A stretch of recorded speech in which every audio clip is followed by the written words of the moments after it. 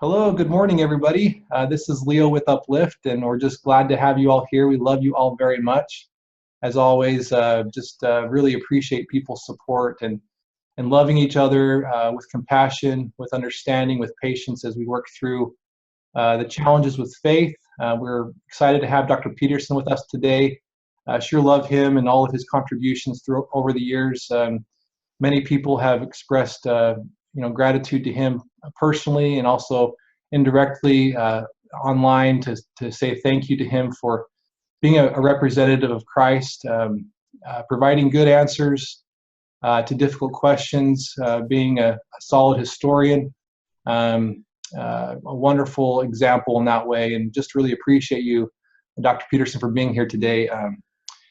We just love you a lot and thank you for being here. We've sent you a few questions in advance, but we'd like to have you briefly say hello and introduce yourself to us. Hi. Well, it's good to be here. This should be fun. I hope it'll be fun. Your introduction was a little, I don't know what to say. I mean, I remember sitting next to Hugh Nibley once when it was during a prayer, and the person praying went on and on, not saying you did, but went on and on and on about what a great privilege it was to sit at the feet of Hugh Nibley and what a genius he was, and et cetera, et cetera. And during the prayer, rather loudly, Nibley sitting next to me suddenly said, "Ah, shucks." Anyway, sometimes I feel like that. Well, my name is Dan Peterson. I'm a professor of Asian and Near Eastern languages at BYU. My specialty is Arabic and Islamic studies, specifically Islamic philosophical theology and the Quran, I suppose. But I teach courses on Islamic cultural history and all sorts of stuff, introductions to Islam, and occasionally Arabic at fairly advanced levels, like courses on the Quran and things like that. But my other passion, I suppose, has been for a long time dealing with controversial Latter-day Saint related issues. I was involved from an early stage of my career at BYU with the old FARMS, the Foundation for Ancient Research in Mormon Studies, and then its successor organization, the Maxwell Institute. And then following that, with some others, founded an organization called the Interpreter Foundation, which is something I'm really committed to now. And we publish at least one new article every week. It's kind of funny, we didn't set out to do that. We thought we'd publish an article every week for the first 2 or 3 weeks to sort of establish a presence. And now it's been, well, we're nearing 5.5, 6 years doing an article every week. And now I think we've created a monster if we ever miss a week. I know some critics out there will say, haha, we knew they'd fail. So anyway, working with that is a lot of fun. Oh, that's enough of that. Well, very good. Well, thanks again. So let's go through some of these questions here. We'll start with the first one. The question is, Dr. Peterson, can you tell us about any cool faith-promoting research you're currently involved with or you're aware of, anything that's kind of cutting edge that is helpful for defending the faith? Well, a project that I'm working with privately, I'm not letting much of it out. I'm holding my ammunition, I guess. I started working on a project years ago, and I encountered a young man in a student ward that I was serving in who had, saying he was having a faith crisis would be putting it mildly. He had decided he wanted his name removed. He decided he was an atheist, and so a friend of mine and I, our high council rep, who just happened to be a non-academic who happened to have a PhD from the University of Chicago in some relevant fields, we would spend every Sunday during gospel doctrine class having a 2-on-1 session with him. It was friendly, just trying to create some doubts about his doubts and so on. And I began thinking about some of the things we were saying in those sessions and thinking, well, maybe they have to be written up in a short book. So I began plinking away on my computer about the short book. And pretty soon it turned into a really long book, then a really long book. Then I broke it in 2. I've since then broken it into 5 books. And they've gotten to be 5 large books. And I don't know whether the thing will ever appear. At some point, I've got to say enough, basta. But there's a lot of stuff going into that to try to make a case, not to prove the gospel true, but to sort of, inspire some doubts, I think, about people who doubt, or in people who doubt. And we'll see how effective that is. But there are arguments that have impressed me, and I don't claim that all of it is original. It's certainly not, but it's being reapplied in a way. So that's my personal passionate project. But right now I've got enough duties at BYU and with Interpreter and so on that I don't get to it very much. Some of the things I'm interested in, I'm really excited about Matt Bowen at BYU Hawaii, who's been doing work in multiple articles for Interpreter about what seemed to be Hebrew/Semitic/ even Egyptian word plays in the Book of Mormon, which seem to suggest the original language of the text may not be English, that it's actually some form of Hebrew or an ancient Near Eastern languages. Names, for example, that seem peculiarly suited to the stories in which they appear and so on. And he's published a number of articles on that. I now have the galleys of a book that we'll be publishing, where he's putting a lot of that material together. And that's just, it's an interesting challenge. It's a fresh approach to Book of Mormon issues and Book of Mormon antiquity, or the work that Royal Skousen and Stan Carmack have done on early modern English in the Book of Mormon. That's odd. I mean, even from a believer's point of view, it's odd. They didn't expect to find it. They just began noticing it. They're both like very accomplished linguists, and from a believer's point of view, you wonder, what on earth is that doing there? How did it get there? But I would say that from a non-believer's point of view, it's even harder to explain, because there seems no naturalistic way of explaining how English that comes from the 1500s and doesn't appear in the King James Bible or in the dialect of Joseph Smith's rural New York would make it into the original manuscript of the Book of Mormon. That's just strange. And it's very slight, but it's there. And it's undeniably present, and it's just odd. But I sometimes think of it as kind of a divine joke. I mean, just wait till you notice this. That'll make you wonder. But there are a lot of things going on right now. There's one I can't even mention because I just know it from correspondence with the person who found something that strikes me as potentially stunning, certainly significant, but unless he publishes it, I really can't say anything. But I mention it not to be deliberately tantalizing, but just because I found out about it within the past couple of days. And I thought, oh, please write this up and do it soon. And please submit it to Interpreter. I don't know if he will or not, but it's fun stuff. And it's something that others should have noticed earlier, should have looked for. But he did. He found it, and it's pretty interesting. So a lot of things. But another point I want to make, I suppose, is that from my point of view, the case for the antiquity of the Book of Mormon, or these other things, is not going to be accomplished by one single slam dunk. I don't think that's in the cards. I actually don't think, if I dare peer into the mind of God, I don't think that's in the game plan.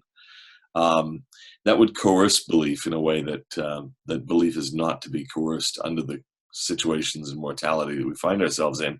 It's a cumulative case made of lots of small things that can be individually dismissed, but if you see them all together, in my opinion, you should start to go, wow, that's interesting. And then as more unfolds, wow, that's really quite astonishing. And how did Joseph Smith pull that off?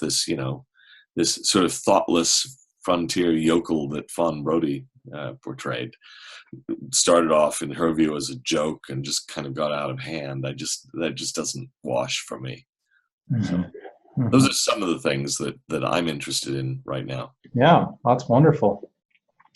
You kind of touched on this. One of the other questions we had was around the early modern or early English. You talked about the archaic English in the Book of Mormon, and I think that's something that some of us have been thinking about as well. And you can maybe jump right to that. Do you have any leading theories as to why it's in there other than just a joke? Yeah. Is there anything else that go well, one of the ideas that's been out there circulating, and I confess I probably helped it circulate, and I shouldn't have, now that I see the life it's taken upon itself, is the idea of some sort of celestial translation committee involving William Tyndall or something like that. I think I remember Royal Skousen mentioning that to me when I asked him, so how do you explain this? I mean, what do you make of it? He said, well, maybe it was a committee and with William Tyndall on it. It was a joke. But I've mentioned it as a joke, and now some people dismiss it as the Celestial Translation Committee. What a stupid, desperate idea.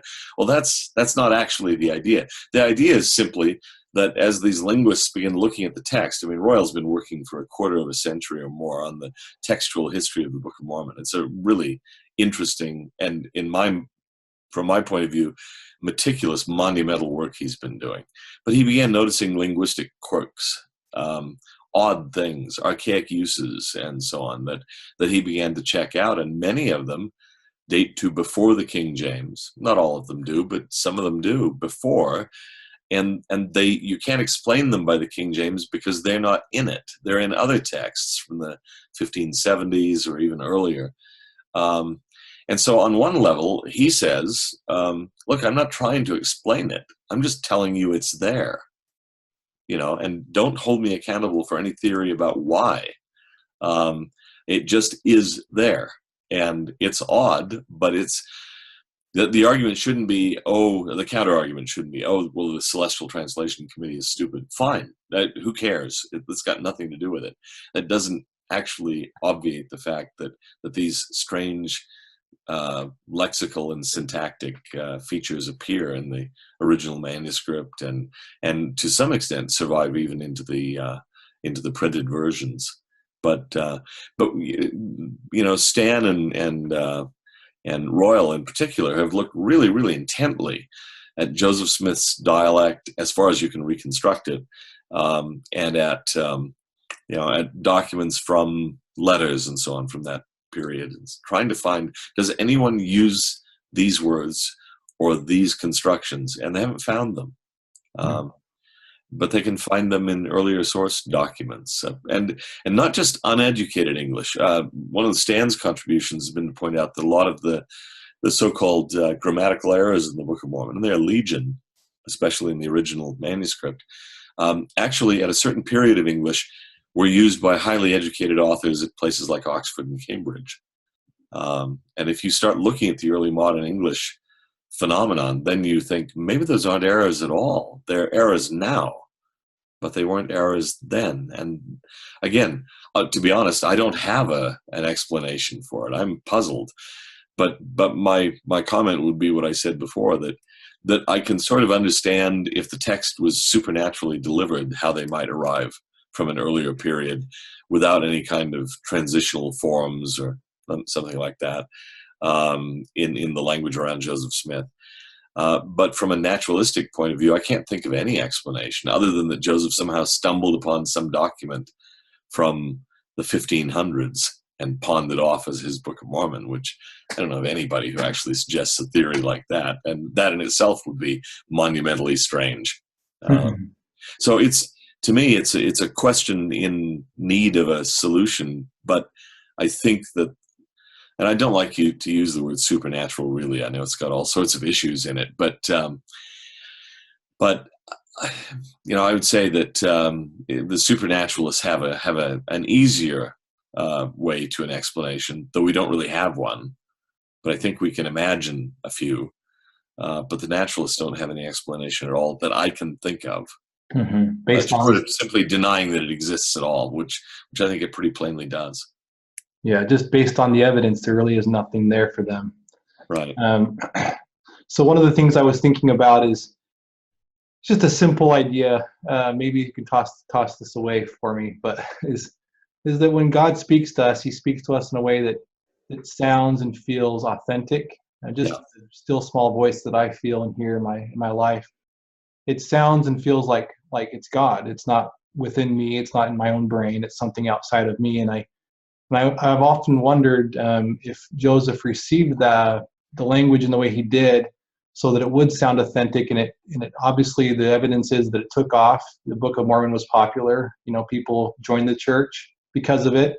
Yeah. And I don't know if that's a possible explanation, but I thought, if there's no celestial committee, God could have provided this old sounding document so that people read it and say, this sounds like it's Right. in the past, you know, and Well, in a way that maybe resonates with them. I don't know. yeah, Joseph was dictating the Book of Mormon in an era where they didn't have modern translations of the Bible. I mean, now you can pick them up, and there's some even. One of my favorites is a kind of Hawaiian pidgin translation of the New Testament. I'm sorry, I know it's meant actually seriously because there's still large numbers of people in Hawaii who are more comfortable with what's called Hawaiian pidgin. Um, but to me, it's really funny. It's called the Jesus Book, and the Lord is the boss, and he want to make us his kind guy, and that sort of stuff. But anyway, you can translate the scriptures into any kind of language you want. Modern slang.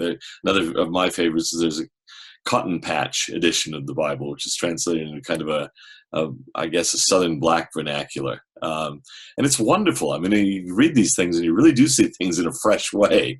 But in Joseph's day, you didn't have that. The Bible for English speakers was the authorized version, the King James version.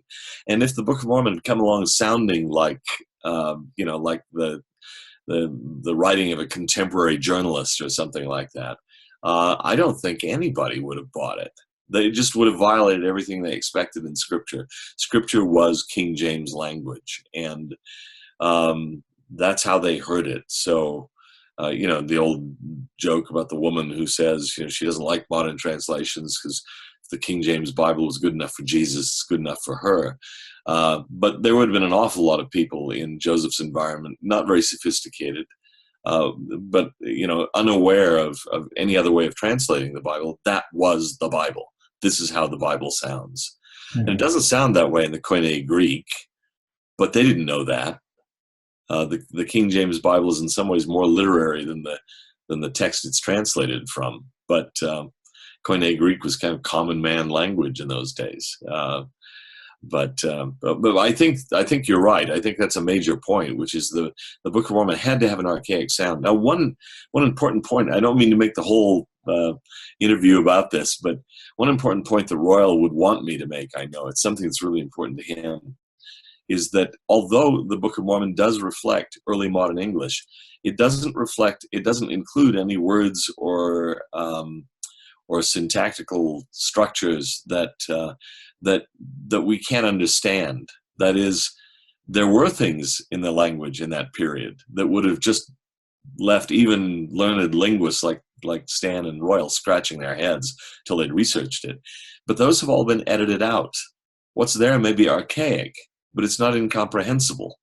The Lord does speak to us after the manner of our language.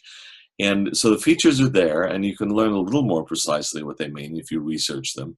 But we're not lost. We're not just left mystified by what the text is talking about. And so Royal says this is really important. There's a kind of filter there that allows archaisms to appear, but incomprehensible archaisms don't, not once. Wow, that's fascinating. Well, that's wonderful. We can probably switch gears here a little bit. We have a couple questions in the chat window there. You can also glance at those if you'd like, just to see what people are saying. But we can move on here into. Click on that. I just see chat, but no questions are appearing. Okay. Well, if you click on the link there and you see anything in the window that shows up, that's great. If not, we can go through those. I'll read those afterwards, and we can look through those together. Okay. No problem. Yeah, I think I already addressed the first one. Yeah. Okay. Anyway. Yeah. Yeah. No, I think we're good. So I think it's important for us to talk with you. One of your recent addresses that we have appreciated is the benefits of theism versus atheism, and as the question, it's number 2 there. Atheism's on the rise in developing countries, and if you have any advice for us to deal with that personally? We have people in our group. We're over 700 members now. Mm-hmm. And we have people in our group that are struggling with atheism. There are, and I'm a past atheist, and we have people that kind of just borderline, this could all be false, could all be true, and those thoughts do come in and are difficult to deal with. And so any advice, just practical advice, spiritual advice you can give for people who are still struggling with that thought that God isn't real? I gave a talk a while ago. I think it's the one you were probably referring to, where I was talking about, in effect, some of the health benefits of theism.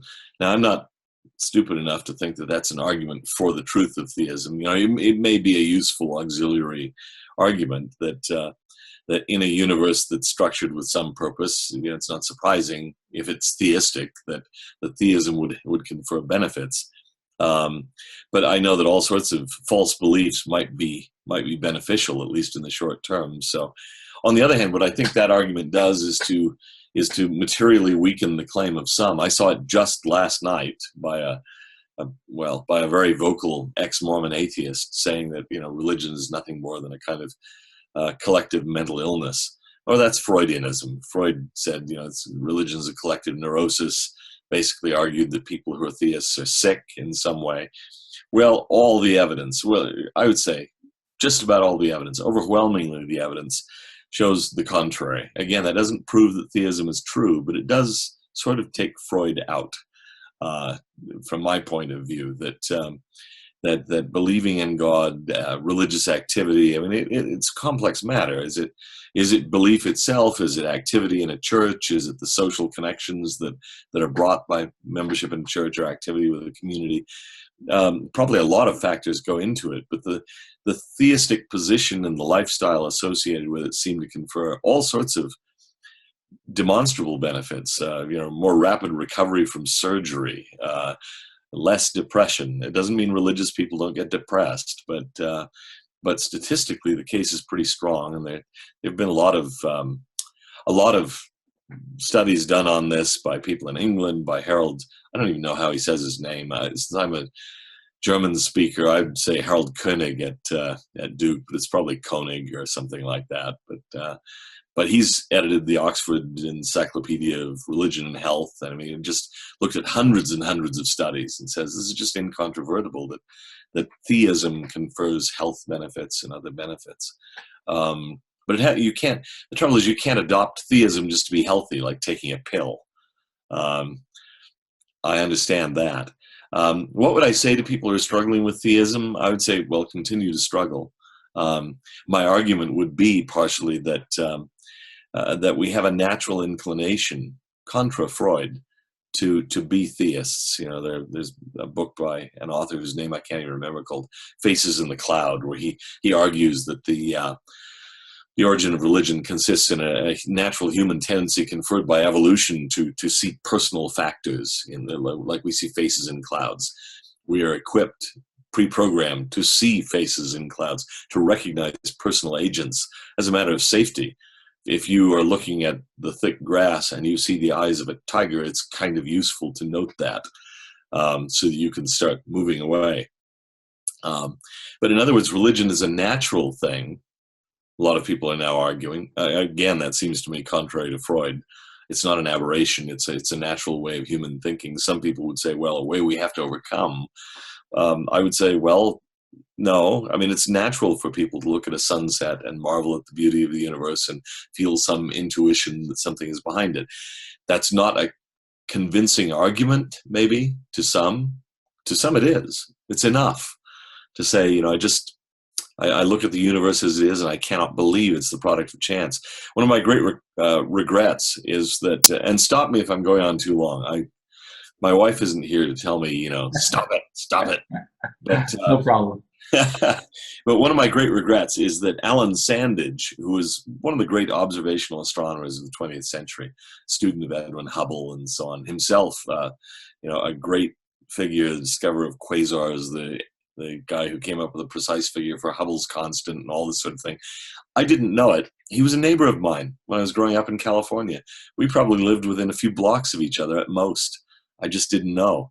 And he died just shortly after the time that I figured out, only a few years ago, where he lived. My sister-in-law was in a women's hair salon or something, started talking with this nice little British lady who was an astronomer, and they got to talking about what her husband did. He was an astronomer too, and her name was Sandage. And my sister-in-law told me the story, and I said, "You're kidding. Sandage? Like Alan Sandage?" "Yeah, I think that's the name." And I was immediately plotting how I was going to come down and make contact with him. Then he died of, I think, pancreatic cancer shortly after that. But he was one that's a long wind up to the idea that he was one as an astronomer, first-rate astronomer, who said relatively maturely late in life that he spent all of his life studying the orderliness of the universe, the structure of the thing, and he just come to the conclusion that he just personally could not imagine it not being the result of a theistic intelligence. And so that's a natural reaction for people to have, but it's convincing to some and not convincing to others. I understand that. My big multi-book project is an attempt to sort of, help people along that way. I call it, the working title is The Reasonable Leap into Light. That it's a leap, but it's a reasonable one. And that there are things about the universe that it's difficult to account for on a purely naturalistic basis. I think consciousness itself is very difficult to account for. I don't even see why evolutionarily it's necessary in a way. That, some sort of device that interacts with its environment but does not have subjective consciousness would be just as evolutionarily fit. Why do we have this subjective consciousness? Where does it come from? And then there are even readings of quantum physics and some other things that suggest that mind is maybe as fundamental as matter, maybe even in a way more fundamental than matter to the universe. Those are just hints to me. And I don't think that they're slam dunk arguments, but they mean that it's a reasonable way of looking at the universe to see the presence of mind on a vast scale, not only in us, but maybe even in subatomic particles, some not crazy physicists say. But then, my argument goes on. I say, look, it's not just a matter of science and looking at things that way. There are historical reasons for believing in theism. I look at the arguments around the resurrection of Christ. They're actually stronger than I used to think they were. I think the best single explanation for the rise of Christianity is that the disciples found the tomb empty and really did have an encounter with Jesus. Certainly they thought they did. How do you account for the transformation of these guys huddling in the upper room on Saturday? And suddenly in the next weeks, they're out being arrested, beaten, and then being out on the streets again, still preaching, saying to the authorities, okay, maybe you have to beat us. You do what you have to do. We'll do what we have to do. And basically thumbing their nose at the authorities. How did Peter get from the shores of the Sea of Galilee to Rome? What on earth is Peter doing in Rome? He's a Galilean fisherman, barely educated. A normal fisherman would have never gone out of Palestine, probably rarely more than 50 miles from his home. And he ends up on the streets of Rome, imprisoned by the emperor. How do you explain that? I explain it by the idea that something enormous had happened in Peter's life and the lives of those around him. That's wonderful. Really appreciate that. Lots to think about. Thank you. We have a question about we can dive into this if you'd like. Of course, this is your specialty, but anything with related to Islam and our friends, Muslim friends, that we can learn from to benefit us in our faith as Christians or as Latter-day Saints? Yeah, I think so. One of the things that's impressed me about good Muslim friends that I have is how, the German word is konsequent, how consistent they are in their life. That is that it's a 7-day-a-week religion for them. I mean, not only shown in the way they dress, but in the way they think. The 5 daily prayers, I mean, I kind of envy that in a way. We're supposed to pray always, pray morning, noon, and night. Most of us manage to squeeze in occasionally a morning prayer and a tired evening prayer and so on. But a Muslim life is structured around going to prayer, coming from prayer, or praying much of the day. And so they're always thinking about who they are. I think Mormons are pretty good at that. We have things that remind us right down to the level of the word of wisdom. I think one of the major functions of the word of wisdom might be to remind us with such intimate things as what we eat and drink of who we are. And in social gatherings, to kind of force us sometimes into missionary experiences. I've been forced more than once when I wasn't really in the mood, when someone says, here, have a beer, or here, have some coffee. No, thanks. Oh, come on, have some. I'll pour it for you. No, thanks. I really don't want it. And finally, look, I don't drink. Well, why? What do you mean you don't drink? And then off we go. It forces us to remember who we are. But Muslims are good at that too.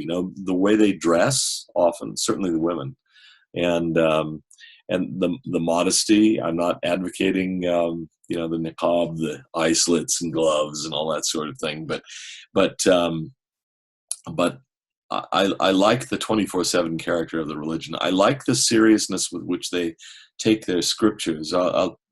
This is what Christopher Stendhal called holy envy, I suppose. And I can tell you a couple of stories about one Muslim, one Middle Eastern, but not Muslim. One is actually at BYU. I was talking with a student when I first came to BYU. He was a Palestinian kid, and he was really disgusted with Mormons and with his fellow students. He hadn't been at BYU long, but he was convinced that they were not serious about their religion. And why was that? How did he know that? Well, because they put their scriptures on the floor, which no Muslim would ever do with the Quran, and they mark them up and they treat them with disrespect. And I think I finally explained to him that this was just a different way of treating the scriptures. Didn't mean that we didn't take them seriously. A Muslim would never mark up a copy of the Arabic Quran, for example. He just wouldn't take a magic marker to it ever, worlds without end. But we do that. And eventually he came around. He really had enjoyed his experience at BYU. But he raised an interesting issue. I mean, they take the Quran very seriously. They really respect it. They regard certain things as holy. And I thought, well, sometimes we probably do take these things for granted. We don't pay enough attention to them.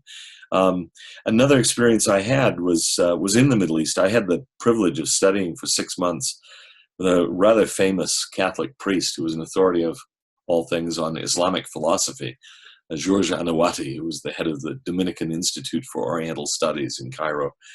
And there are a lot of stories about that. He was a really fun person, one of my favorite people in my entire life. But I remember once coming out of that Dominican Institute, and there were a group of peasant women there, probably some of them Muslims. They didn't really care. It was kind of an ecumenical attitude among the peasants. They were there for a blessing. And I came out, and they thought I was a priest. So they asked me for a blessing, and I explained, no, I'm not a priest. I'll go back in, I'll get one of them, and he'll come out and take care of you. And then as I walked away, I thought, well, but what's funny about this is, from a Mormon point of view, not meaning to be flip, they aren't priests. I was. I was the only person there who held what a Latter-day Saint would regard as valid priesthood authority. And it wasn't that I wanted to sneak and give them a blessing. I wouldn't have done that. They were there for the Catholic fathers. But I thought, why didn't that even occur to me? Why was it that I was so quick to say, oh, I'm not a priest, they're priests? I'm not taking this seriously enough. And once I was standing on the beach at Alexandria, which is a city that's around a bay, and it's very shallow, doesn't go back very far. It didn't. And so you can see a lot of it when you're standing on the beach. It sort of curves around the water there. And I suddenly realized, I think I'm the only person in this city who holds the priesthood. It was a really daunting thought. Now that I ought to be aware of more than I am, more commonly than I am. So I think remembering who you are, what you've been given, is something that we can learn from Muslims. Their dress, we have a certain mode of dress, many of us, but does it become something we take for granted? Should it remind us every day of who we are, what promises we've made, what message we bear? Mm-hmm. That's wonderful. Thank you so much. Yeah, I'd love to go and participate at some point in a prayer with Muslims. I'm so busy with what I'm doing these days, but one day I'd like to do that. And it's a very inspiring sight to see the large groups of people praying together. Yeah. I've had people write to me, some Latter-day Saints, who've been a little disturbed by the fact that they've attended a mosque service and felt the spirit, and they worried about it. Oh. and my response is, no, I've felt it. I mean, these are serious, devout people who are trying to serve God and trying to commune with God. Why shouldn't I feel the spirit there? Mm-hmm. Yeah, that's one of the arguments going back to atheism for a brief moment, one of the arguments is that there's a video online, YouTube, that shows a bunch of different people basically bearing their testimony, an FLDS woman, a Muslim. There's all these different people from different religions saying how they feel that their path is right, that they've been directed by God or by Allah to follow that path. And so that was one of the arguments that goes right against, one of our most core truth claims is that the Spirit has confirmed the truth to us of the LDS truth claims. And so that's one of the things that we've been challenged with, is to try to explain, that God loves all of his children, and he'll give us, the peace of the light of Christ, and whatever you want to call it. The Holy Spirit will reach out to people, and God loves all of his children. And any sincere seeker, I believe, that asks in faith or pleads, to whatever they think God looks like, or whoever he is, his love is that great that he'll reach out to them and send them peace. Yeah. One of the more clever retorts that I hear occasionally from atheists is they'll say, well, I'm just an atheist with respect to one more God than you are. Yes. But I try to explain to them that that's actually not my position. I don't believe that Muslims are praying to a non-existent false God. The word Allah is just the Arabic word for God. They're praying to the same God that I pray to. They have a different conception of him, but I don't doubt that their God exists. And for that matter, you read the chapter in Acts where Paul is preaching to the Athenians on Mars Hill. And he says, God has said, as your poet has said, we are God's offspring. He's quoting from a poem about Zeus. And Paul, you don't regard him as normally very ecumenical, but Paul's applying a poem about Zeus to the God of the Bible. He obviously sees Zeus as, in some sense, a pagan equivalent of the biblical God. And so, I'm willing to say even the pagan Greeks, certainly the more sophisticated ones, Plato and Socrates, who often talked about God in the singular, I don't believe they were talking about a false God. They were talking about the same God that I worship, the God of monotheism. But even pagan deities, I think there's a dim sense there maybe of divine truth. I don't reject that. So they're wrong when they say they're just atheists with regard to one more God. I'm not an atheist with regard to any of the major deities, if you will. I mean, obviously this gets ludicrous. Do I believe in Vishnu? Do I believe in Enlil or Marduk? Well, we'd have to talk about that. But I think when people have religious experiences in traditions other than mine, it's entirely possible. I even expect that they're having genuine religious experiences. That's wonderful. I agree. Amen, brother. So one of the big items that, and this is a personal one from me, Dr. Peterson, that I've been wrestling with. I met with my bishop last night, and in full disclosure, to talk through some of the ideas that we have around trying to better protect our children. We have this very aggressive approach that I would term aggressive, trying to create ultimatums, demands, from the first presidency. There's a march coming up in Salt Lake. You probably heard about March 30th, March for Protecting the Children. And this, I don't know if you followed much of what's happening here, but I've been reading some of the stories. I feel that some of them are authentic, that we've had in some cases in our past as members of the church. Unfortunately, some children have experienced inappropriate interview questions and other forms of abuse within the church. And I feel like we met with Dr.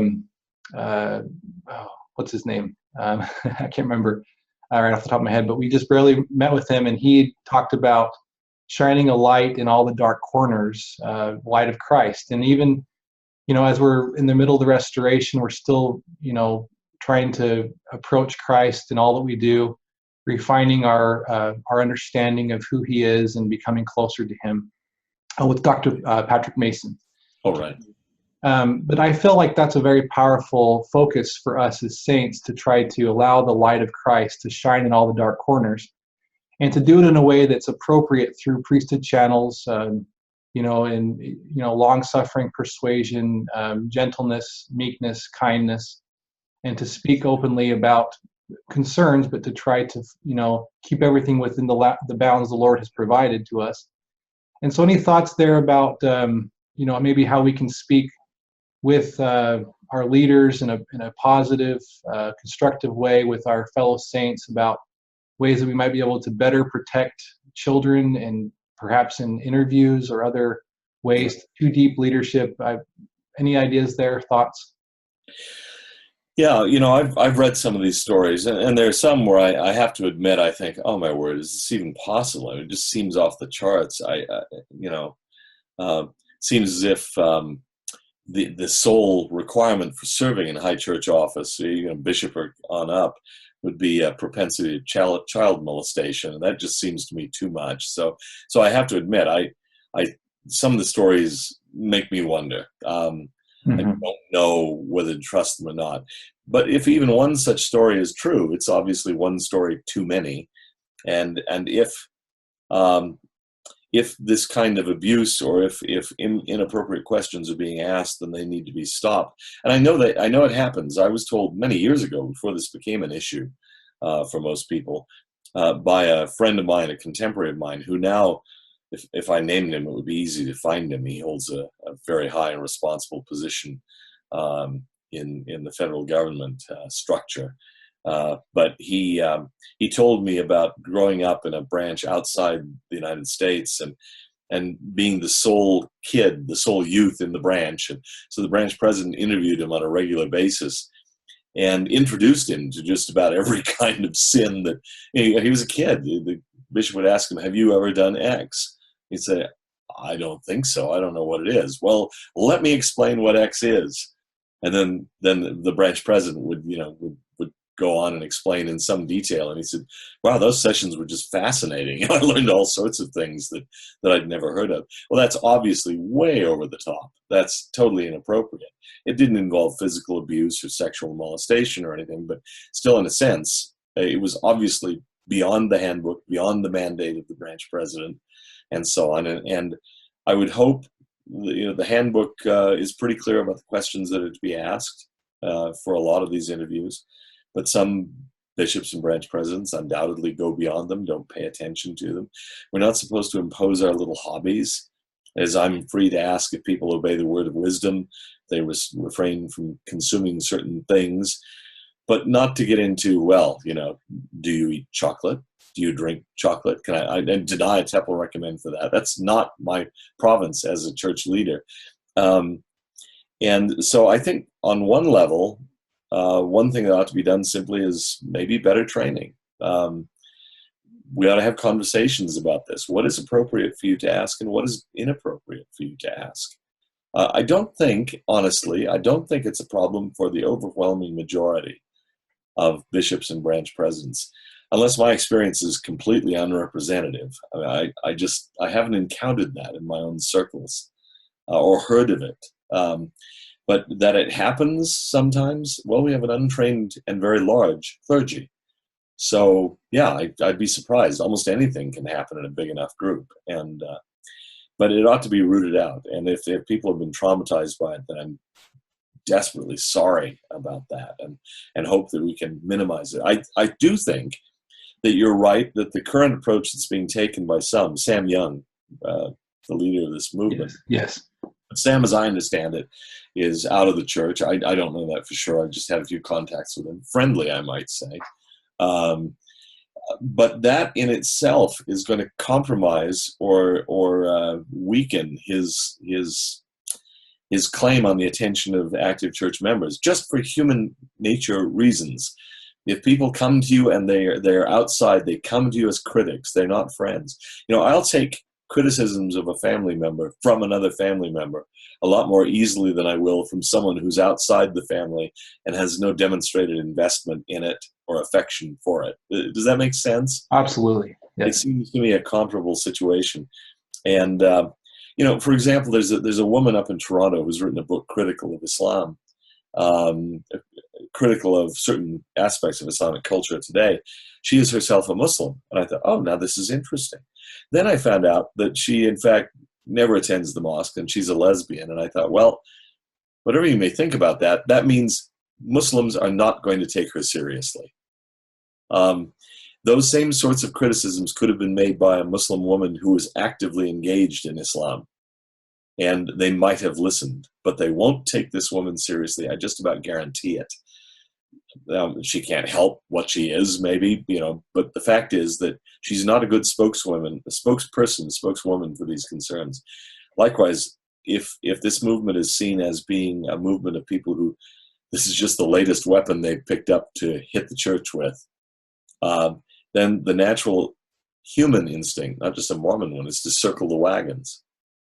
So if the concerns can be raised by people who love the church, people who are in the chapel, not just out in the foyer, complaining, but are actually in the chapel, then I think the odds are much higher that members of the church will listen to it and say, well, okay, if that's an issue, we will take steps to meet it. But there's a natural tendency to say it's not an issue because these people always do this. They're always telling untruths about us, and this is probably just one more. So I'm sympathetic to any movement that makes interviews better, that helps young people, that avoids damage, that can help people to maintain activity in the church. But I think it's better to come from people within the church if they're energized and alerted to an issue, and they come lovingly to church leaders and say, I love the church. My love for the church is absolutely clear. I mean, Hugh Nibley used to get off some really, really harsh attacks on Mormon culture and so on and so forth. But he had credibility. He had standing because his loyalty to the kingdom was unquestionable. Those same criticisms made by someone outside the church, say contrast, I don't know, maybe Sterling McMurrin or someone even further afield, they just wouldn't be received the same way. I was in meetings where Nibley would go at the church and make comments about the church in the presence of Neil Maxwell, for example. And Elder Maxwell would just smile and say, thank you, Hugh. We know you love the kingdom, and we take that seriously. I don't know that he would have reacted the same way to Gerald Tanner making those same comments. Yeah, when I first, I appreciate that. It's and that's what I personally committed to do. Like I said, I've met with my stake president and met with my bishop even last night, and I do feel like there are things we can try to do within church policy and try to protect these little ones from any. And when I initially saw Sam, and I've actually spoken with Sam a couple times on the phone, so and I have encouraged him personally and even publicly on my timeline and Facebook to try to revise his petition and try to use a softer tone. He is still an active member. Is he? At least he's saying that, and I believe he is. But as far as messaging in a way that people can, hey, what are you saying? And actually listen and open your heart and mind. I was grateful enough that I was able to see that. And my initial reaction was a knee-jerk reaction, saying, "Oh my goodness, this is a terrible thing that he's trying to do to defame the church." And I initially was like, taken back by it. And initially my argument was, I started arguing with people, critics online, and saying, you're up in the night. We have 30,000 bishops, and all of them, I'm guaranteed all of them are doing a wonderful job, and I just didn't have any kind of data to back that up, but I just reacted. And as I started reading a few of these very heart-wrenching stories, my heart broke. And I felt like Christ spoke to me directly, and he said, these little ones need to be protected. I love these little ones. And there are people that have been damaged, sometimes unintentionally, unintentional grooming that can happen, for example. And I've been studying this now, and I just feel like, and I appreciate what you've said, Dr. Peterson, but I just feel like any members of the church that are listening to this exchange, to please soften your hearts and to be willing to work within church policy, to speak with our leaders, to talk about this openly. And not that my bishop's a wonderful man. I sustained him openly last night. I expressed my love and appreciation to him. But I felt the Spirit as we talked openly about this, and he was willing to look at some of the suggested changes within policy, a few things that can be done within reason to try to protect himself from accusation and also from any children that might feel like there's an inappropriate situation, which I'm sure will never happen with him. He's a wonderful man. But those are my thoughts there, and I just really appreciate what you said, and I feel like we all need to pick ourselves up and be open and talk open, in constructive ways with each other, and with the light of Christ, allowing that dark corner in our church to fade away quickly. Yeah, bishops on the whole, overwhelmingly, I'm sure, are trying to do the right thing. Oh, yes. The ones who've asked inappropriate questions, in most cases, I expect, are trying to do the right thing. I mean, I served as a bishop of a single young adult ward, so I didn't deal with small children. But there would be times when, someone would come in and I'd ask the question, do you keep the law of chastity? And there'd be hesitation, and then a yes or something like that. And I always kind of wanted to know, well, now how do I go about this? Kind of want to know, what does that mean to you? Why the hesitation? I'm not, I have critics who were commenting on the fact that I was a bishop. They were sure that I was engaging in prurient, interest, and that I just got a rise, just excited about talking to these people. I didn't. That's not my favorite thing. I remember a kid once who'd had some problems, and I spent a lot of time with him. And toward the end of it, at the end of it, I said, "Look, I think we're fine. I think you've done everything you need to do, and I think I can say on behalf of the church that you're good to go." And so on. And he said, "Oh, thank you for all the time you spent with me." And I said, "Oh, don't worry. That's why they pay me the big bucks." And he said, then to my shock, he said, "Oh, I've always wanted to ask, how much do they pay you to be bishop?" I thought, "You got to be kidding me." So I said, "Look, let me tell you something. I would not do this for money. I'll do it for free, but I would never, ever, ever have agreed to do this for money." It's just not the kind of thing I wanted to do. But with some of these people, I think, well, I need to know a little bit more. What do you mean when you hesitantly say, "Yeah, I think I'm keeping the law of chastity"? What does that mean to you? And then there are questions that sometimes you'd have to ask. And again, you have to do them as sensitively as you can, and not because you're trying to get some sort of, in bishop's office porn, but okay, you did X. Was it a one-time slip-up, or is this something you've been doing on a regular basis for a year and a half? I bring that figure up because I know of a case like that where I thought, good grief, if nothing else, I have to admire them for their dedication. I mean, a year and a half, 3 times a day, it's said. And that's a little different than a one-time slip-up on a date. And that helps me kind of know how I need to react to this. How to counsel, yeah. Yeah. But it's a really hard, sensitive thing, and I tried to be sensitive. I'm sure I'm not the most sensitive person in the world, but on the other hand, I said that bishops, I think, overwhelmingly are trying to do the right thing. But I, in my life, have been run over occasionally by a bishop or a church leader, in ways that kind of hurt. Nothing related to sexual molestation or anything like that. And in my tenure as a bishop, I hope I didn't do that, but I might have. And I'm unaware of it, but that's often the worst kind, You don't even know that you said something that hurt someone's feelings or offended them or something. So we're trying, but in this life we see through a glass darkly, and the church is run by imperfect human beings, good ones, almost overwhelmingly, but still, Yeah. That's anyway. Wonderful. Thank you so much for talking about that with me. I appreciate that. So I think that we're good on the opening questions. We've hit an hour now, and I think it'd be nice to open it up for anybody else that is interested. Any other final thoughts, though, from you, Dr. Peterson? Before, we can also give you another minute as we close up in final minutes. But anything else? I really appreciate this opportunity. I hope I haven't been too long-winded, but I appreciate the opportunity to talk in a friendly environment. One of the things that I regret about a lot of online discourse is it gets so ugly so fast. And I think probably most of the people involved are actually decent people in real life. If they would meet face to face, they discover that the other person is not actually a monster. Though there are some people out there online who I think may well be monsters. I just think to myself, I would never treat anyone the way you treat people that I see, or me, or whatever. And what is this, the real you coming out, suppressed in ordinary human interaction, but now that you're anonymous behind a computer keyboard, you just let it fly.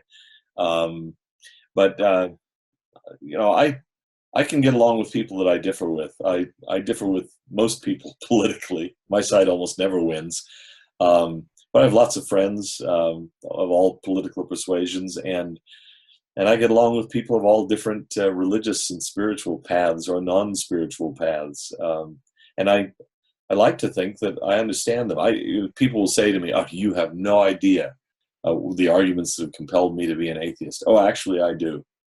I don't come out of a faithful Mormon background, and I didn't consider myself a Mormon theist for a while, and most of my friends were not LDS. Many of them were atheists or agnostics growing up.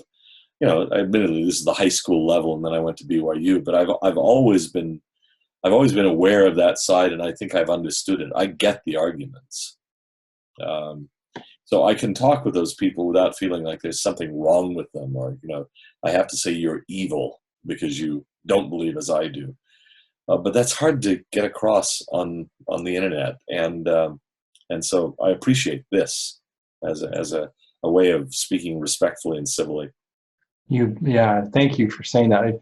Of course, refer anybody you can to us. We do have an open group on Facebook, and our sole intention is to build faith and to love people, and allow them to express concerns and hopefully receive good answers. So thank you so much. Yeah. So we'll go ahead, and if there's anybody else that's in the group here that wants to ask any live questions, please feel free. Varden had a question about the petition. He says, out of 30,000 bishops, all volunteers rotating every 5 years, there are bound to be a few weird things happen. What is the current procedure for members to raise concerns? What if a stake president isn't concerned? Is there a hotline? What do we know about the church? What is it currently doing to address these kinds of situations when they happen? Anything that you know about? Yeah, I don't know about a hotline. That might be a good idea. You know, obviously the procedure would be to go to a bishop if it's someone who's you know, who's in the ward, who's causing trouble, a teacher, a youth advisor, something like that.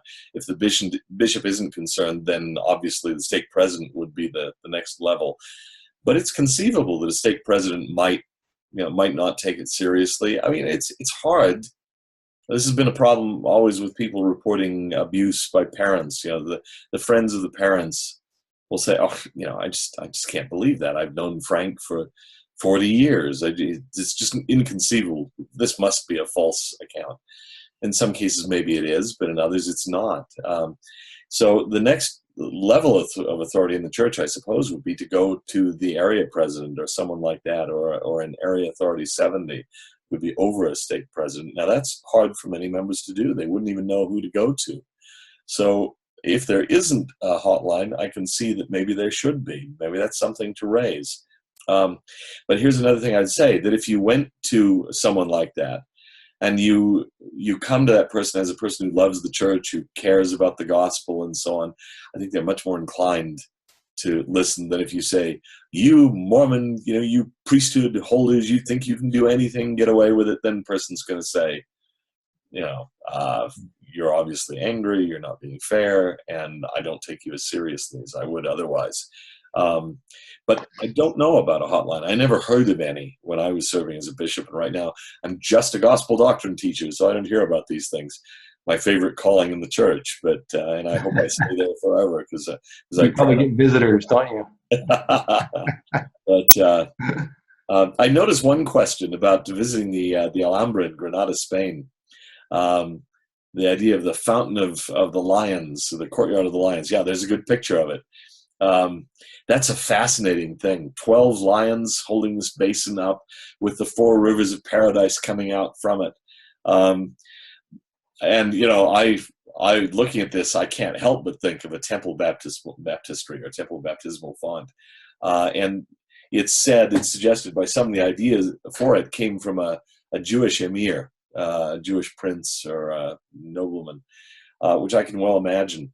The lions don't look much like lions. My guess is they were sculpted by somebody who'd never seen a lion. He'd read some descriptions, but didn't really know what they looked like.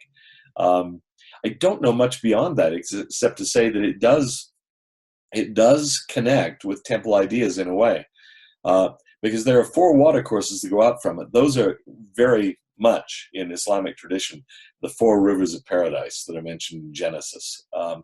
And this probably was originally not gravel. It was probably originally rose bushes and gardens, orange trees, maybe even in this space, which again is connected with the Garden of Eden. These would be the waters of life flowing out of the Garden of Eden, issuing into 4 rivers, as the early chapters of Genesis describe.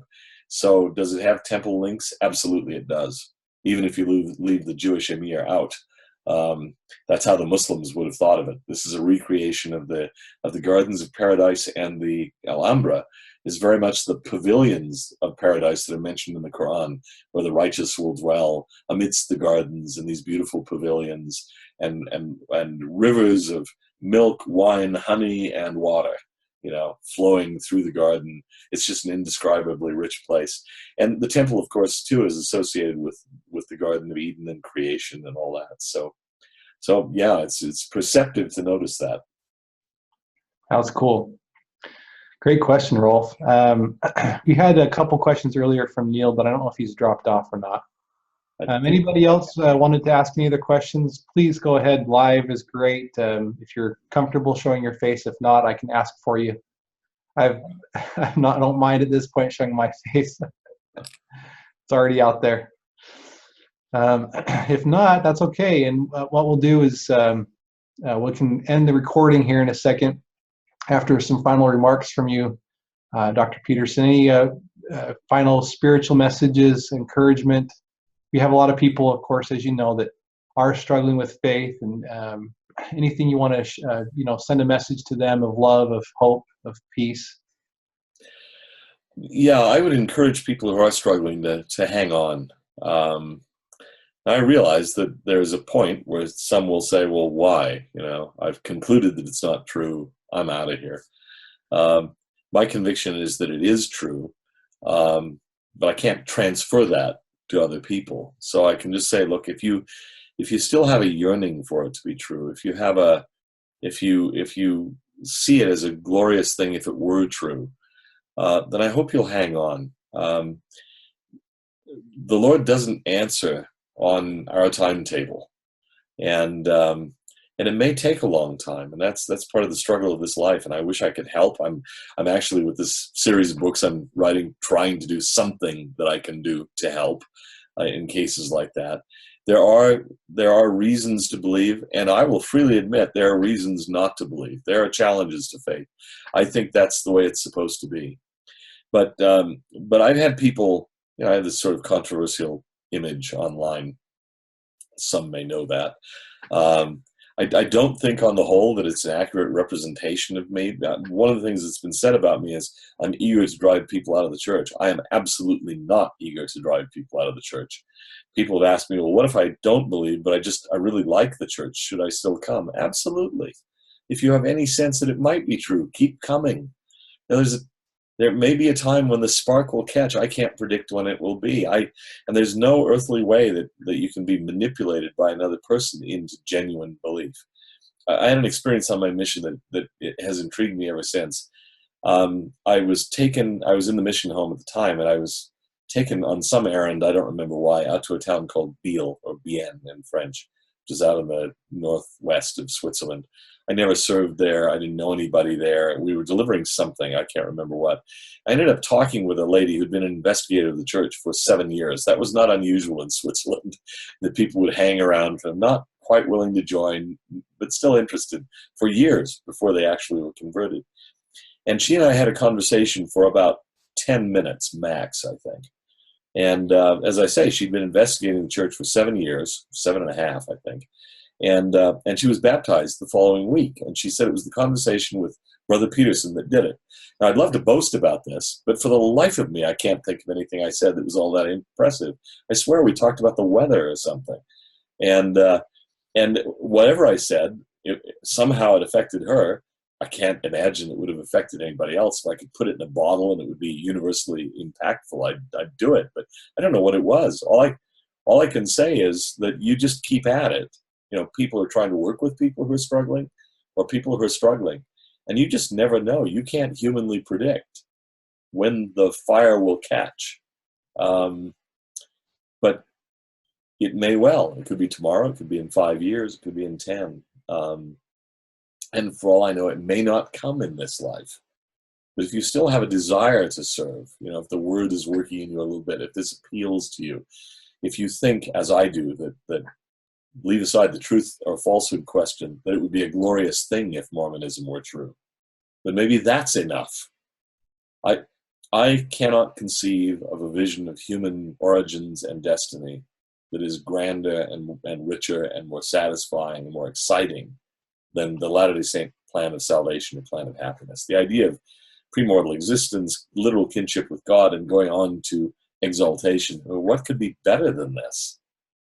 There's no better worldview, leaving aside the truth questions. So even if that's all it is that keeps you going, keep going. And I'm a Norwegian. I don't use the language of love very often. You know, my dad remembers when he was sent off to World War II with Patton's Third Army, and there was a very real chance that he might die, might never see his parents again, and his dad sent him off with a handshake. And you know, Scandinavian, I don't know, it's genetic or something like that. But the fact is, you know, I do have a message of love for people out there who are struggling. I'm sympathetic to you. I don't think you're struggling because you're evil, wicked, depraved, mentally, you know, defective in some way. I understand these issues, and that they can give you reason to doubt, and that you might well have been run over by a church member, a church leader, or something like that. There are all sorts of reasons why we can lose our zeal for the church, or for the gospel. But the Lord loves us, I'm convinced. The Lord cares about us. And when we're at our best, we care about people too. And we love you, and we're not trying to drive anybody out. I'm certainly not, in my role as a, quote, apologist, end quote, not trying to drive anybody out. I'm in favor, because I'm an academic and this is what we do, I'm in favor of stating issues clearly and engaging arguments directly and that sort of thing. But that is never to be confused with being personally hostile. Yeah. Thank you so much. I appreciate that. Yeah, we do love everybody. And again, appreciate Dr. Peterson for being here with us. And we'll go ahead and end the recording now. And then maybe other people might speak up that were otherwise not comfortable. But thank you, and have a good rest of the day.